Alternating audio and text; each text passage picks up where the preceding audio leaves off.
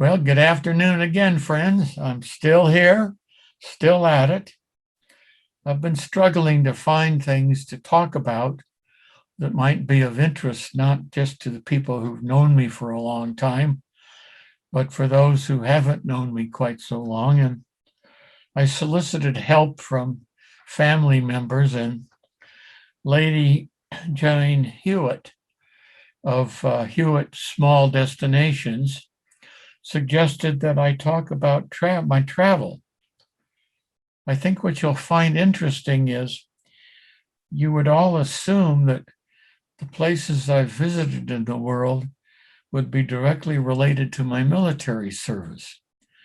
But if I've got an accurate list of what I've done, it turns out that Richard and Jane have contributed more to my seeing the world than the United States Air Force. So here we go. Before I left home in 1952 to attend Knox College in Galesburg, Illinois, I had been outside the state of California once. I went with my parents and my siblings to Arizona to visit good family friends. That was my total experience in travel. From Knox College in Galesburg, Illinois, I traversed to Ann Arbor, Michigan for graduate school. And while in graduate school, I made a road trip to New York City. The purpose of the trip was to keep company with a classmate who ultimately became a judge in Michigan, who was vigorously courting a lady and was not getting anywhere, and asked me to come along and give him support. And I provided the support, and he nailed her. He got her. So that it was a worthwhile experience.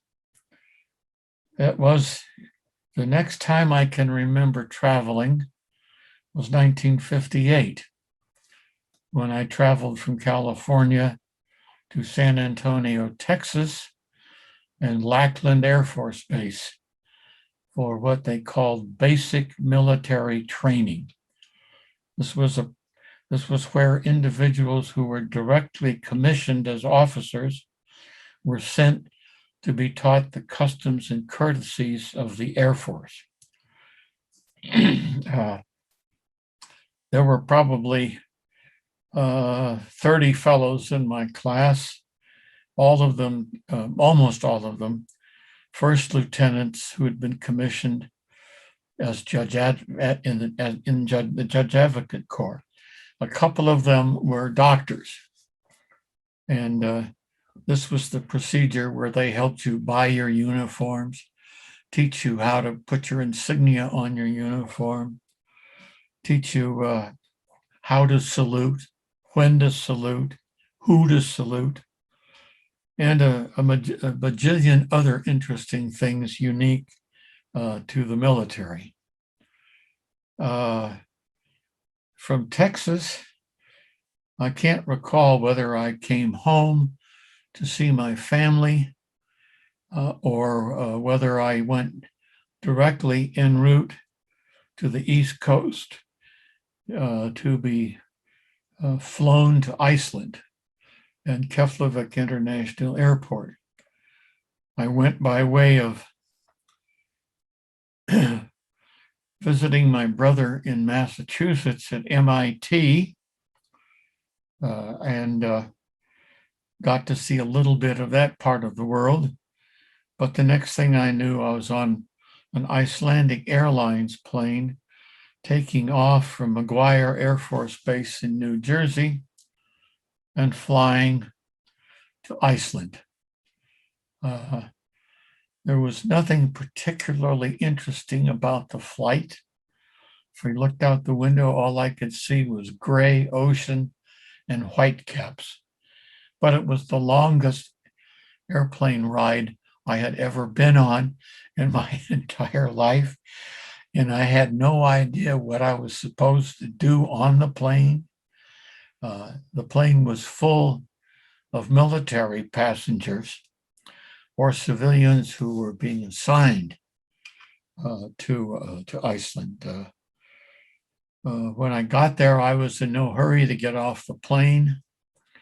I could hear from the plane a band playing "Happy Days Are Here Again." And I thought, gee, that's really a nice way to welcome people.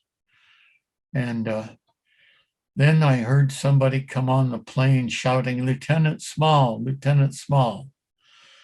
And it was a first lieutenant by the name of Ed Lowry from Phoenix, Arizona.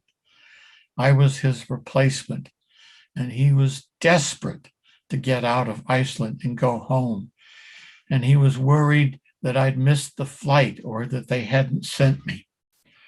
I said, I thanked him for welcoming me. I asked him about the "Happy Days Are Here Again."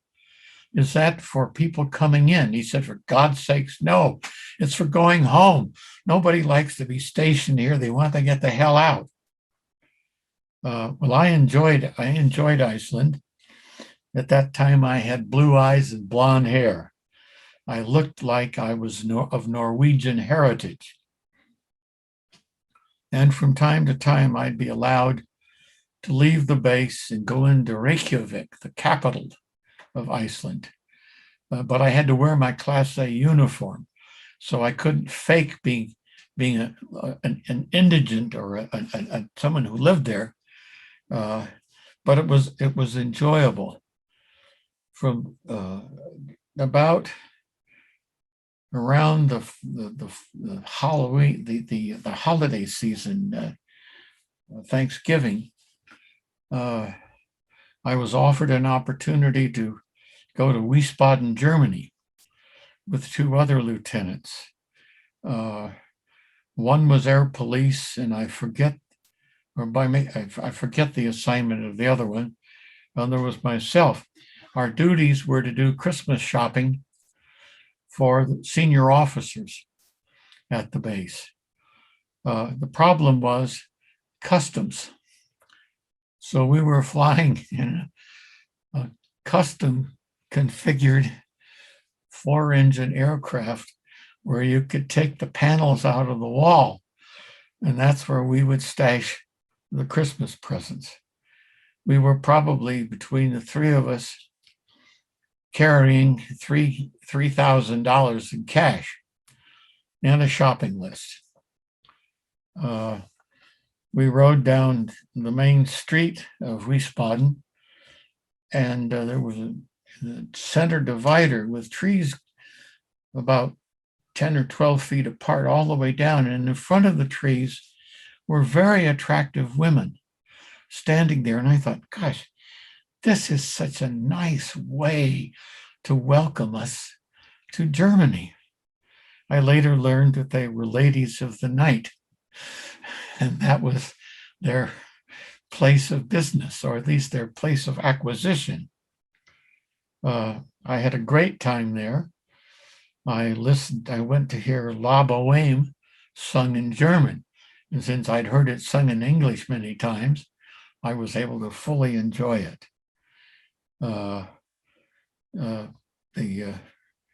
So I picked up Germany as a place to visit. I can't remember when it happened, but I somehow ended up in Scotland on an Air Force plane, staying overnight. It may have been the return trip from Germany, or it may have been on the trip home. I really can't remember. So I picked up Scotland.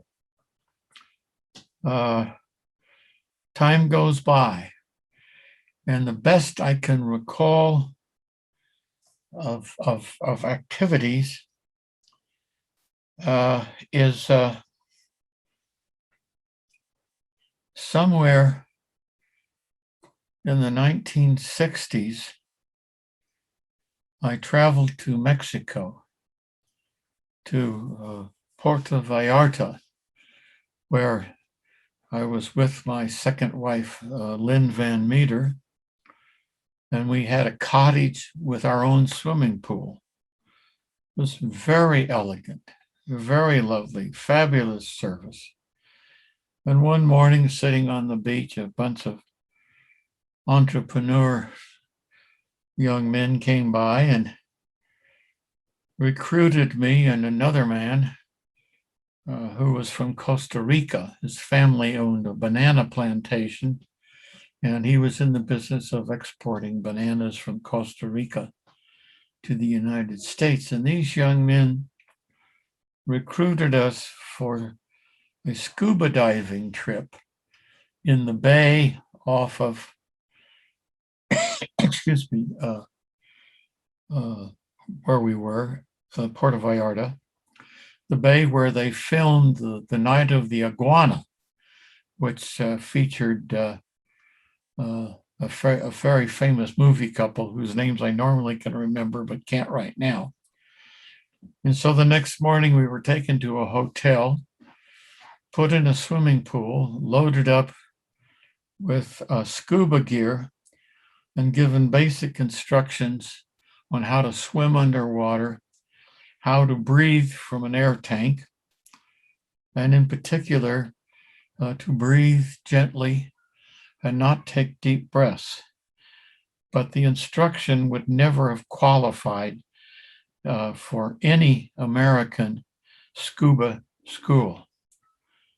Out we went, and they loaded us with masks, with air tanks on the back, and weight belts. And we rolled off the barge we were on into the water, down to the bottom, sat on the bottom, waited for our guide, and then we swam in a line through many schools of fascinating looking fish. I can't recall why or how, but the chap from Costa Rica was ahead of me in this line. And I can't recall how long we were in the water, 15 minutes, 30 minutes. But all of a sudden, this fellow looked at me and he looked really strange. His face was getting blue. And I concluded that he'd run out of oxygen. And so I grabbed him and tried to get him to the surface. Well, that wouldn't work because of the web of the weights in the tanks. So I jettisoned our tanks, I jettisoned the weights, and I grabbed him by his arm and dragged him up to the surface of the bay and surfaced not that far from our barge. And the wind was blowing and the water was choppy. But thanks to Norm Manugian, who taught me how to swim, actually, really how to swim, I was able to drag this guy over to the barge and called the attendants and got him to grab him and pull him up. And then I got up and I said, I'm sorry, I couldn't get him up. He seems to be out of oxygen. And so I dropped all your stuff. It's somewhere down there. And they said, no problem. We returned, and this chap seemed to be rather grateful for my efforts and said he'd like Lynn and I to join him for dinner that night. And I said, fine. And I said, where? He said, here on the beach. And so he had a tent erected on the beach with lights and the most elegant meal I've had in almost all my life. He seemed to be very grateful that I had gotten him up to the surface. It made the kind of it added to my elan because, he went around and told everybody I'd saved his life. And I said, that wasn't true. I just helped you get up to the water. The next thing I can remember is, I'm a little fuzzy about this, about the timing of it.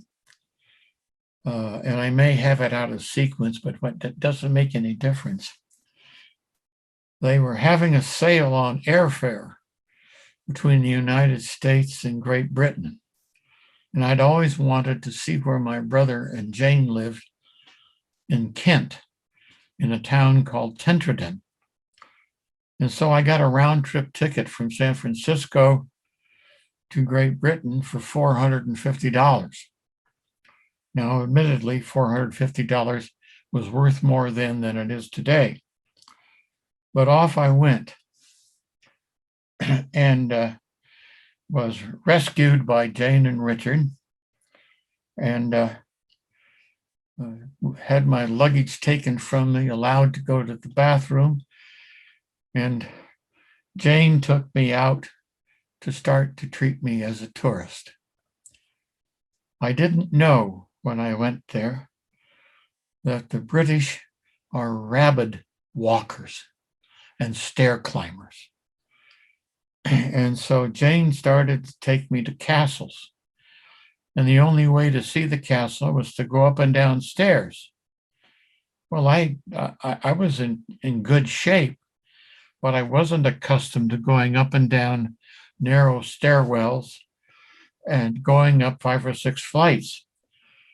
And I wasn't accustomed to doing it in the presence of ladies that appeared to be 60 years old who flew by me. And I was getting out of breath and having a really hard time. But Jane and Richard took me to all of the gardens and all of the forests, and to places where you get food and drink. And day after day of traveling and seeing the United Kingdom and being fed and filled with beverages. And it was a magnificent trip. And I wanted to get some scotch for Richard. And so we walked maybe a half hour from his house to a small village. I think it was called Tenterden, where I bought a bottle of scotch for him and back to his place. And just a fabulous time. Back to the United States. Probably was now divorced for a second time. And I had been in letter communication with the greatest love of my life up to that point, Kay Risser. I met her as a senior in high school and dated her until I left for Knox College. She was an incredible woman. She was, by this time in the 60s or 70s, the premier watercolor artist in Mexico. And so I went to visit her, having not seen her in person for enough years that she had married, given birth to 4 children, had gotten divorced or at least separated because she had become a devout Roman Catholic. But the occasion of my visit was a gathering of a picnic. It was a picnic with a gathering of all of her children and grandchildren and other close friends. And it was a big event because Mom's high school boyfriend, the one she always talks about, is coming. Well, it was an incredibly enjoyable visit.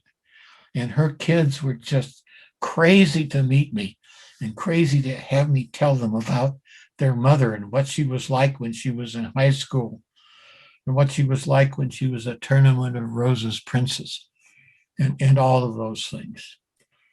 And Kay gave me a magnificent tour of Mexico City and its environs. And because she was an artist, she focused on taking me to locations of famous sculpture, to art museums, and to restaurants with really great food. And I ended up getting 3 or 4 of her paintings. I purchased them, brought them back to the United States, and they hung in my home until I moved here to Del Mesa in 2019. And all but one of them hang in Jeffrey's house in Southlake, Texas. And the fourth, which is my favorite, is of a market scene, is in one of my closets because there isn't enough wall space here. And I have to get it back to Jeffrey to add to the collection. But it was a view of Mexico that was very interesting. Kay lived in a gated community in which the guards carried sidearms and M16s. And in fact, all of the really elegant or nice or high-class residential areas in and around Mexico City had armed security, and they all had high walls with wire on top of them. It was quite different from the world that I had known in the United States. Next, Richard Hartley Small and Jane Hewitt. They lived outside of Sydney, Australia.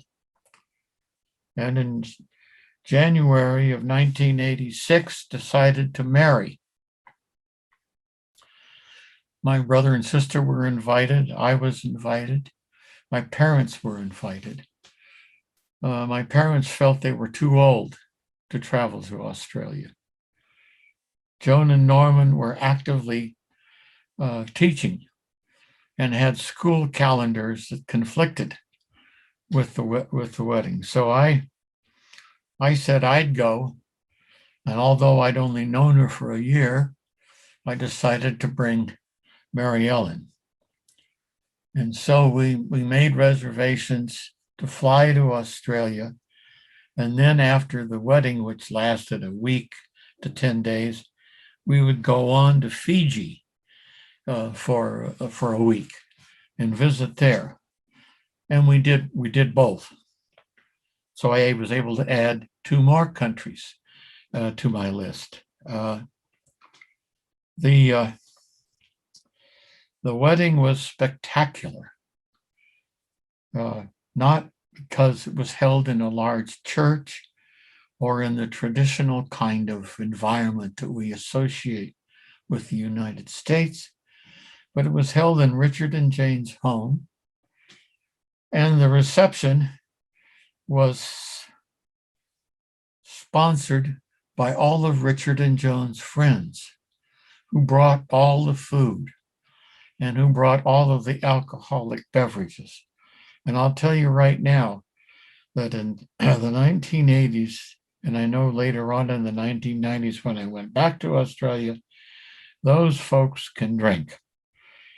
And they are extraordinary hosts. So kind, so friendly. Had just a marvelous time. And the big event there was Jane offered to take me for a walk from their home to show me the beaches that they feature. And I was to be taken to Bondi Beach. And so we're walking along the beach, and Jane and I are talking. And she says, I said, Jane, is this okay? I mean, all the people on this beach are nude. She said, oh, yes, it's very common. Nothing to think about. Just keep walking. Well, of course, my head's turning just a swivel because everybody's nude and the ladies are very attractive. And Richard and Jane will regularly rib me about my combination interest and embarrassment. The next trip I can recall was back to Sydney, Australia, sometime after Australia had hosted the Olympics. I'm not sure why Mel and I were invited to come, but we gladly went because we had so enjoyed Richard and Jane. And so we got to tour where the Olympics had been held. And Jane's sister lives in Sydney. And her husband is an avid swimmer. And there was a group, an organized group of swimmers to which Jane's brother-in-law belonged, that swam once or twice a week in the morning in water that was fresh from the ocean. It would flow into a swimming pool with lanes, but it was the cold ocean water coming in. And as I might have mentioned before, Norman Manoogian had taught me to swim. And I thought I was pretty hot stuff in the water. So I was invited by the brother-in-law to join his group for a swim, which I did. I didn't bring a swimming cap, and someone said that, Mac, old chap, I really think that the water temperature is such that it would be a good idea for you to wear this cap. And I said, oh, well, thank you. So into the water I went. And to say it was bone chilling is to describe the water temperature. It was bloody freezing. But I was a Yank, and it was important that I show my mettle. And so I swam. And I swam laps until I got so cold and was shaking so much that my brother-in-law, Jane's brother-in-law, said, Mac, I really think in the interest of your health, you should get out of the pool and take a warm shower, which I did. And somehow I was able to get back to the hotel where Jane and Richard and Mel and I were staying. And they took one look at me, and I was put fully clothed into bed with blankets and everything else piled on top of me, where I spent several hours defrosting. I'm told by Jane, who talks regularly with her sister and brother, that the swim club still talks about the Yank who didn't have a cap, but we gave him one and he got it and he actually swam with us and did it. So that was my big adventure there. The last two trips that I can recall that I took in 2004, on the occasion of our first wedding anniversary, Mel and I traveled to British Columbia, starting at Vancouver. And somehow Mel and her best friend from college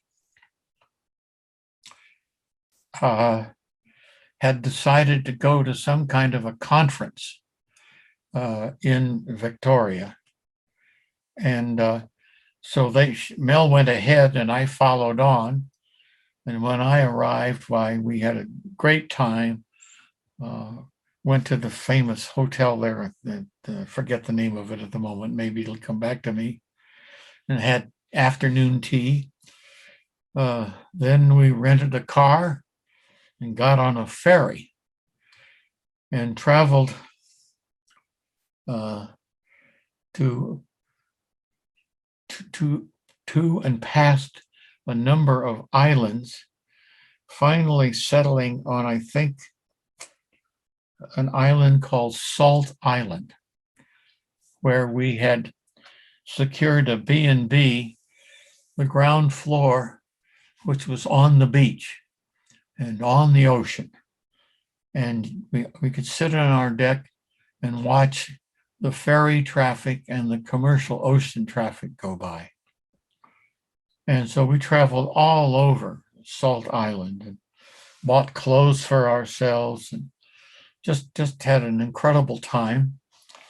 Then we came back to British Columbia and started traveling through British Columbia, picking hotels at random, and having the best fresh fish. Oh God, it was just magnificent. And we'd take another ferry and go to another island and have some more fish. And it was magnificent, just a wonderful time. Finally, sometime, I think probably in the early 2000s, Richard and Jane, who traveled extensively. I mean, they had 2 trips abroad per year, minimum. And they had accumulated an incredible number of frequent flyer miles.